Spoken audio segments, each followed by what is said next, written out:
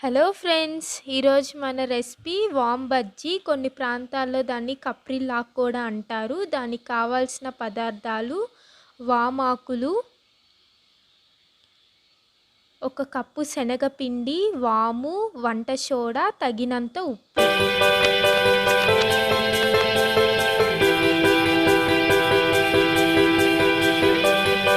ముందుగా ఒక బౌల్ తీసుకొని 1 కప్పు శనగపిండి వేసుకొని అందులో వాము, తగినంత ఉప్పు, వంట సోడా వేసుకోండి. బాగా కలుపుకోండి. మధ్యలో నీళ్లు వేసుకుంటూ బాగా కలుపుకోండి.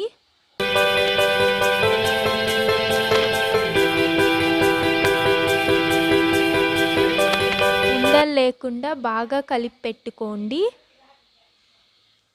ఇప్పుడు కడాయి పెట్టుకొని నూనె వేడెక్కిన తర్వాత బజ్జీలు వేసుకోండి.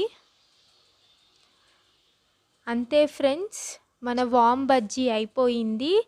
Thanks for watching. Please like, share and subscribe.